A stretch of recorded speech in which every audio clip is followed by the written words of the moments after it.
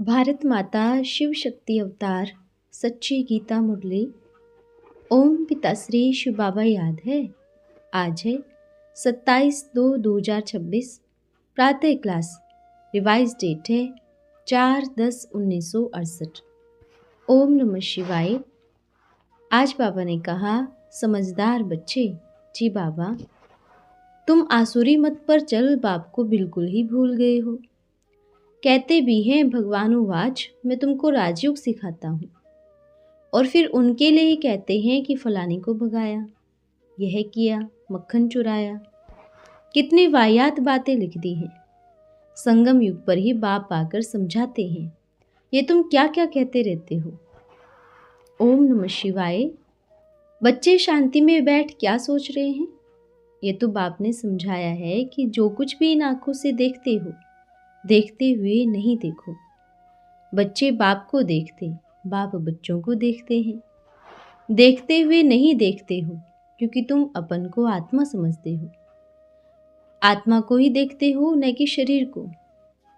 आत्मा समझती है अभी यहाँ से जाना है, शांति धाम से होकर फिर सुख धाम में जाना है। इन आंखों से जो कुछ तुम देखते हो, ये सभी पुरानी तमोप्रधान चीजें हैं। आत्मा को तो इन आंखों से देखा नहीं जाता। बाकी जो कुछ देखने में आता है वह सभी विनाश हो जाना है। जैसे पुराने घर में रहते हैं और नया घर बनाने शुरू करते हैं, तो बुद्धि में चलते फिरते खाते पीते यह याद रहता है कि हम अभी जल्दी ही नए मकान में जाएंगे। नया मकान तैयार होने बाकी 5-6 मास है। जिस दिन से बनना शुरू होता है तो बुद्धि उस तरफ चली जाती है। अभी नया मकान में जाना है जो बाबा बना रहे हैं। यह पुराना मकान खत्म हो जाना है। यह है बेहद के ख्यालात। यह भी कहते हैं हम नई दुनिया में जाकर बैठेंगे। शिव बाबा कहते हैं मैं नहीं बैठूंगा, तो यहाँ बैठे हुए भी बुद्धि वहां लगी रहती है, इस शरीर को देखते हुए जैसे कि नहीं देखते हो। बच्चे जानते हैं यह पुरानी दुनिया है। अपने शरीर सहित यह सभी खल्लास हो जाना है। बाप भी कहते हैं यह शरीर लोन पर लिया हुआ है, यह भी चले जाएंगे, हम भी चले जाएंगे शांति धाम, तो बच्चे भी चले जाएंगे शांति धाम। इसलिए बाप कहते हैं शांति धाम को याद करो, बाप को याद करो। बाप ही पतित पावन है, पावन बनाकर पावन दुनिया में ले जाने वाले हैं। श्रीमत देते हैं ना। भले यहाँ बैठे हैं तो भी बुद्धि में बाप और नई दुनिया याद है। जैसे बच्चे कहाँ भी होंगे, बुद्धि में यही याद होगा, औरों को भी यह सुनावे कि हमारा बाबा नया घर बना रहे हैं। तुमको भी जो मिलता है उनको यही सुनाते हो, बाबा नई सृष्टि स्थापन कर रहे हैं। प्रजापिता ब्रह्मा द्वारा श्रीमत देते हैं नई सृष्टि स्थापन करने की। बाप कहते हैं मुझे याद करो तो यह बन जाएंगे। बच्चे जानते हैं बरोबर ये लक्ष्मी नारायण नई सृष्टि के मालिक थे। सर्वगुण संपन्न, 16 कला संपूर्ण, यह महिमा इन्हों की गाई जाती है। तुम बच्चों को भी ऐसा बनना है। याद करते करते एक तो पावन सतो प्रधान बनेंगे। सतो प्रधान के गुण यह है, सर्वगुण संपन्न, 16 कला संपूर्ण। यह तो समझते हो ना। भले तुम यहाँ बैठे हो, बाबा तरफ देखते हो, परंतु ये शरीर याद नहीं रहता। भले तुम समझते हो यह परमात्मा का रथ है। आत्माओं का रथ तो सभी है, परंतु इसमें बाप आकर ट्यूशन देते हैं बच्चों को। बहुत ही सहज बात बाप समझाते हैं। समझाने तो बड़ी सीधी मिलती है। भले इन आंखों से देखते हो, परंतु आत्मा को ज्ञान का तीसरा नेत्र मिला हुआ है। तुम बच्चे त्रिनेत्री हो। ज्ञान के तीसरे नेत्र से सृष्टि के आदि मध्य अंत को जानते हो। ये तीसरा नेत्र सिवाय बाप के और कोई दे न सके। बाकी तो ये सभी बाहर के नेत्र हैं। भल कितने भी बड़े बड़े सन्यासी पंडित आदि हैं, परंतु तीसरे नेत्र की ताकत कोई में भी नहीं है। यह तीसरा नेत्र देने के लिए ज्ञान सूर्य बाप को आना पड़ता है। ये बहुत सहज बातें समझने की और समझाने की है। यहाँ तो तुम शांति में बैठकर समझते हो। प्रदर्शनी अथवा म्यूजियम में शांति थोड़ी रहती है। वहाँ तो बहुत ही आवाज हो जाता है। उनको स्कूल नहीं कहा जाता, वह जैसे मेला हो जाता है। तुम समझाते हो तब जबकि वह सेंटर में कोर्स करने टाइम देते हैं। मेले में इतना समझते नहीं हैं, इसलिए तुम कहते हो एकांत में आकर के समझना। पढ़ाई के स्कूल भी हमेशा शहर से बाहर होते हैं। तुम बच्चों को साक्षात्कार भी किया हुआ है, वहाँ भी स्कूल दूर दूर होते हैं, हेलीकॉप्टर में जाना पड़ता है।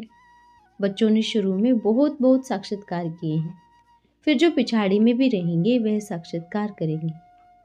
वहाँ की भाषा आदि क्या होती है बतलाते थे, क्योंकि यथा राजा रानी तथा भाषा चेंज होती जाती है। तो बच्चों को मुख्य बात तो ये समझनी है, बाप को तो जरूर याद करना ही पड़े। बाप कहते हैं, बच्चे अभी तुम्हारे लिए नई दुनिया बन रही है। तुम जानते हो नई दुनिया में कोई भी पतित व आसुरी अवगुण होते ही नहीं। वह है सर्वगुण संपन्न, यहाँ है अवगुण। वह देवताएं हैं गुणवान। निर्गुण माना कोई गुण नहीं। मैं निर्गुण हारे में कोई गुण नहीं। निर्गुण बालक की संस्था भी है। वास्तव में बालक को तो निर्गुण कह न सके, वह तो और ही महात्मा है। कोई भी ऐसा नहीं जो उन्हों को समझावे कि यह उल्टा नाम क्यों रखा है, जो बच्चे समझे कि हमारे में कोई गुण नहीं है। समझाने वाला कोई है नहीं। तुम जानते हो हम सभी निर्गुण बालक थे, अर्थात हमारे में कोई गुण नहीं था। मंदिर में देवताओं के आगे भी जाकर गाते थे, हम पाप आत्मा हैं, कामी क्रोधी लोभी हैं। आप सर्वगुण संपन्न हैं, हम निर्गुण हैं। बच्चों में तो कोई विकार होते ही नहीं है। बड़े होने से फिर विकारों का संग लगता है तो करैक्टर्स बिगड़ती जाती है, अवगुण आते जाते हैं। शुरू में ही करैक्टर्स खराब हो जाते हैं। खराब करैक्टर्स वाले अच्छे करैक्टर्स वालों के आगे फिर माथा टेकते हैं, क्योंकि वह पावन हैं, खुद पतित हैं। पवित्रता और अपवित्रता में कितना फर्क है। पवित्रता की निशानी भी है डबल सिर ताज। वहाँ कोई ऐसे लाइट का ताज होता ही नहीं, देखने में भी नहीं आता है। यह तो समझने की बात है। लाइट को प्योरिटी कहा जाता है। ताज देखकर समझा जाता है यह प्योरिटी में है। इम्प्योरिटी वालों को भी ताज है, परंतु कलयुग में वह प्योरिटी का ताज होते हैं सतयुग में। इम्प्योरिटी का ताज द्वापर से शुरू होता है। फर्स्ट है प्योरिटी, इसलिए बुलाते भी हैं पतित पावन आओ, आकर पावन बनाओ। समझते तो है ना कि हम पतित हैं, तो पतित फिर राम राज्य कैसे स्थापन करेंगे। गांधी भी तो गाता था ना, पतित पावन सीताराम। तो इसको कहा जाता है मिसअंडरस्टैंडिंग। कुछ भी समझते नहीं। मिसअंडरस्टैंड कितने समय तक चलती है। रावण राज्य में जो भी है वह समझते हैं ये अनादि चला आ रहा है। बाप आकर सभी की मिसअंडरस्टैंडिंग को दूर करते हैं। अभी तुम बच्चों में अपनी मिसअंडरस्टैंडिंग कहाँ से आई? शास्त्रों से। जो शास्त्र आदि पढ़ते हैं वही मिसअंडरस्टैंड की बातें सुनाते हैं। सर्वव्यापी कहना और फिर मुख से बोलते हैं कच्छ अवतार मच्छ अवतार, पत्थर ठीक कर सब में परमात्मा है। कितनी मिसअंडरस्टैंडिंग है। गीता का भगवान श्री कृष्ण है, कितनी मिसअंडरस्टैंडिंग है। भक्ति माना ही मिसअंडरस्टैंडिंग। जो कुछ सुनाते हैं रोंग ही रोंग। राइट तो एक को ही कहा जाता है, वही राइटियस बनाते हैं। रावण द्वारा अनराइटियस बन जाते हैं। तुम अभी समझते हो, द्वापर से लेकर बेसमझ बन पड़े हैं। अगर कोई पूरी रीति नहीं समझते हैं तो समझा जाता है देरी से आया हुआ है, फिर देरी से ही आएंगे। बाप जो समझाते हैं सभी एक रस नहीं समझते हैं। तुम शुरू से ही पार्ट बजाने आए हो, फिर तुमको ही पहले पार्ट बजाना है। पीछे आने वाले जो धर्म हैं वे सभी पीछे ही आएंगे। इन बातों को मीठे मीठे बच्चों नंबरवार पुरुषार्थ अनुसार ही तुम जानते हो। यह है बेहद की पढ़ाई जो सिवाय बेहद के बाप के कोई समझा न सके। बाप समझाते भी कितना युक्ति से हैं।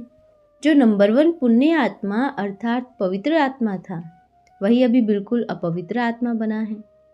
बाप सिद्ध कर बतलाते हैं मैं इनमें प्रवेश क्यों करता हूँ, क्योंकि इनको ही फिर नंबर 1 में जाना है। फिर तुम नंबरवार आएंगे, जितना जो अच्छा पुरुषार्थ करेंगे। जब घर के नज़दीक आएंगे तो खुशी होगी। स्वर्ग के महल देखने में आते रहेंगे। तुम समझ जाएंगे किसने कितना पुरुषार्थ किया। यहाँ ही मालूम पड़ जाना चाहिए। भल पढ़ाई भविष्य के लिए है, परंतु पिछाड़ी में बहुतों को साक्षात्कार होगा, फिर पछताना पड़ेगा। परंतु पछताने से पास थोड़ी हो जाएंगे। पछताएंगे कि हमने अच्छी रीत पढ़ा नहीं। यह बहुत ही ऊंच पढ़ाई है, इसमें पूरा अटेंशन देना चाहिए। फालतू बातों में कोई फायदा ही नहीं होता। ये सारी नॉलेज तो तुम यहाँ बैठ पढ़ते हो। यह रथ तो उनका है ना, दोनों इकट्ठे बैठे हैं। यह भी समझते हैं हमारे में शिव बाबा की प्रवेशता है। वे इस तख्त पर बैठे हैं, इसमें और कोई विचार तो नहीं आता है ना। ऊपर से बैठ कैसे पढ़ाएंगे? पढ़ाने के लिए मुख तो चाहिए ना, नहीं तो मुख से जो अमृत धारा लेते हैं वे क्या है? गायन भी है, अमृत छोड़ विष काहे को खाए। तुम अमृत पीने से देवता बनते हो, विष छुड़ाई जाती है। बाप कहते हैं यह है पढ़ाई। अमृत कोई पीने की चीज नहीं है, इस पढ़ाई की महिमा की जाती है। अमृत पीने के लिए मनुष्य कितना दूर दूर तक जाते हैं, समझते कुछ भी नहीं है।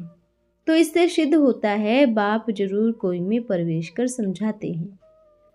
मुख रूपी ऑर्गन्स बगैर बोलेंगे कैसे? बाप क्लियर कर समझाते हैं। बाप का रथ ही मुकर्रर है, हर 5000 वर्ष बाद इनमें प्रवेश कर तुमको पढ़ाते हैं।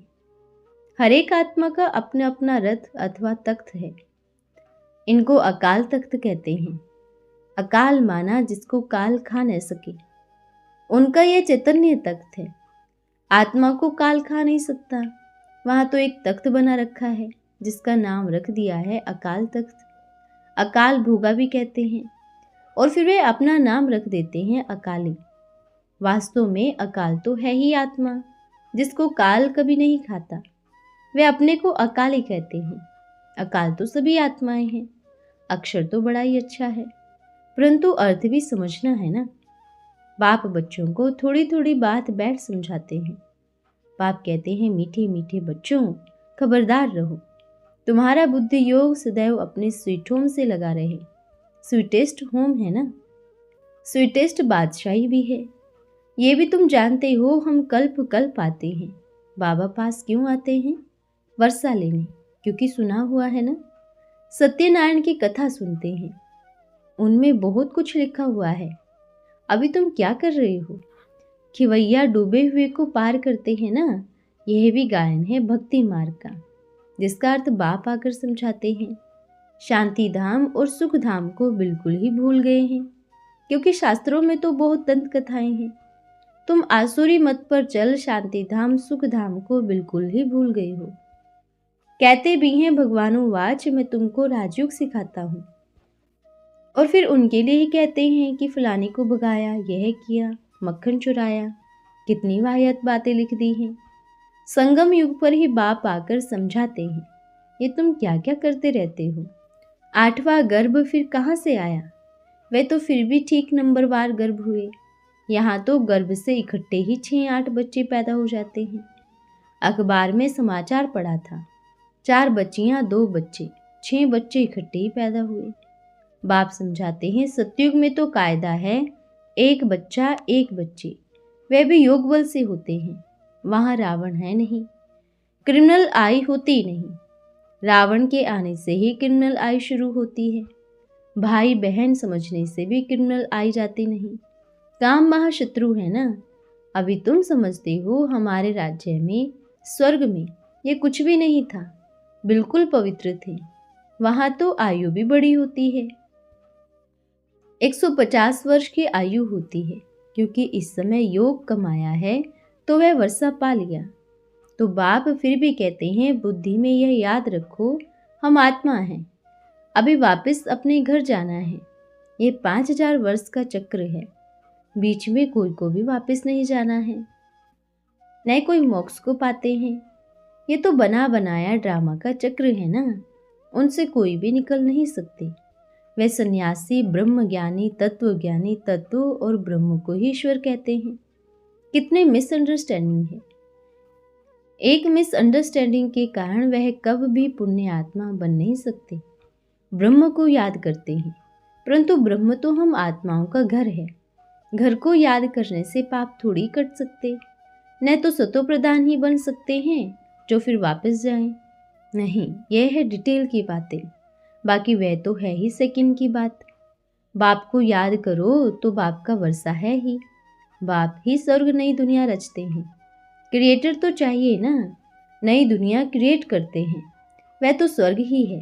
अभी तुम जानते हो हम ही थे, फिर अब बनते हैं। ये चक्र का राज समझाया जाता है। भारत पर ही खेल बना हुआ है।